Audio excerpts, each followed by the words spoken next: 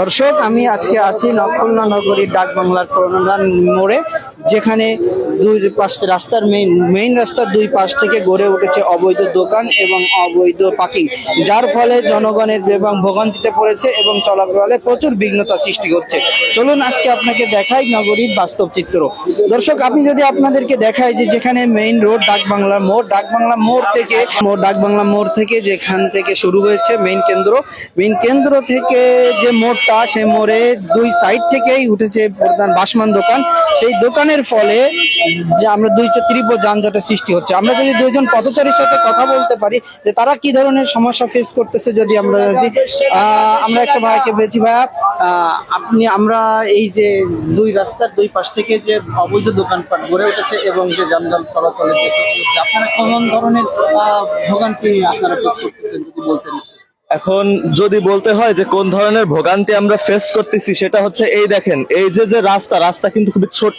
হ্যাঁ, এই ছোট রাস্তার ভিতরে দেখেন এই যে যানবাহন কিন্তু চলাচল করতে পারছে না ঠিকঠাক মতো। আপনারা যদি একটু দেখান, এই দেখেন কত জ্যাম লেগে আছে শুধুমাত্র এই অবৈধ দোকানপাট গুলোর জন্য। এখন এই যে রাস্তার উপরে দোকানপাট বসানো, আবার এই পাশে যে দোকানপাট দেখতে পাচ্ছেন, এদেরও অনেক ক্ষতি হচ্ছে। সেটাও যতদূর জানছি যে এখন অতি দ্রুতই এটা একটা নিরসন দরকার। ধন্যবাদ আপনাকে।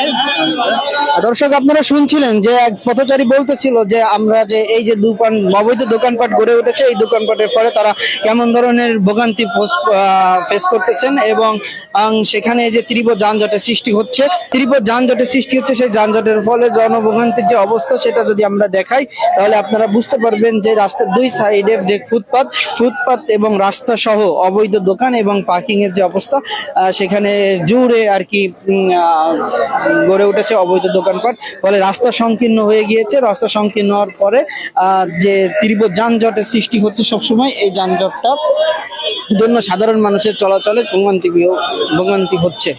দর্শক, আমরা এই মুহূর্তে আরেকজন পথচারীর সাথে কথা বলতে চাই, সে কিভাবে যানজট ফেস করতেছে। আপনি কেমন ধরনের সমস্যা ফেস করতেছেন এইভাবে চলতে যে যানজটের কারণে?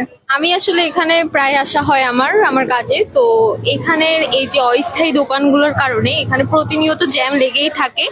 এমনকি সাধারণ মানুষের চলাফেরাতে তো অনেক রকম সমস্যা দেখা দেয়। তো এইগুলো প্রতিনিয়ত আমরা ফেস করছি শুধুমাত্র এই অস্থায়ী দোকানগুলোর কারণে।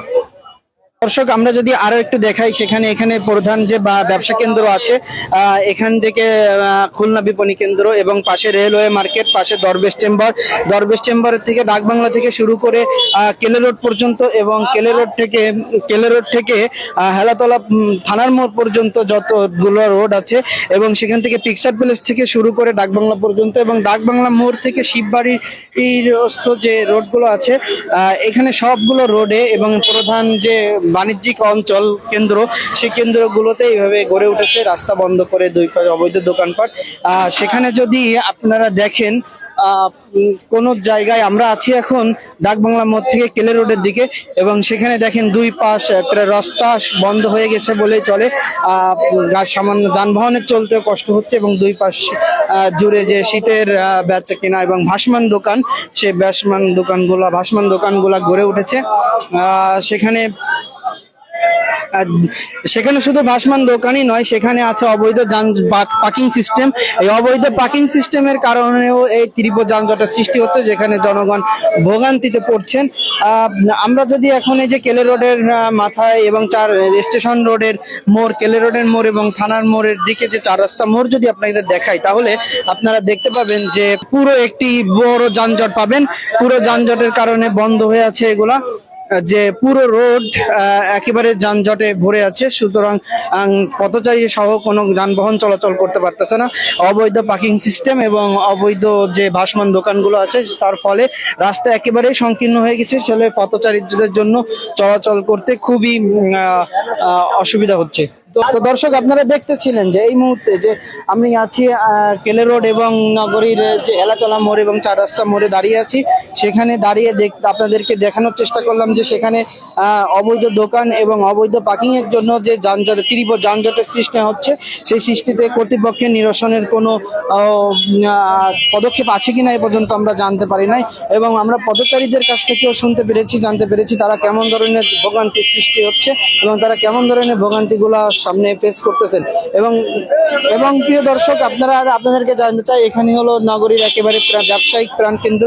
সেখানে এই এলাকাটাকে কেন্দ্র করে সেখানে উঠেছে বিভিন্ন ধরনের ব্যবসা বাণিজ্য এবং বিভিন্ন ধরনের বড় বড় প্রতিষ্ঠান, মার্কেট, শপিং কমপ্লেক্স, দরবেশ চেম্বার সহ সমস্ত ধরনের ক্রোকারি সহ এবং বিভিন্ন ধরনের মার্কেট এখানে রয়েছে। কাপড় চোপড়ের মার্কেট, জুতা স্যান্ডেলের মার্কেট, গৌরী সোনা মার্কেট, এবং এই মার্কেটগুলো অত্যন্ত গুরুত্বপূর্ণ একটি অঞ্চল।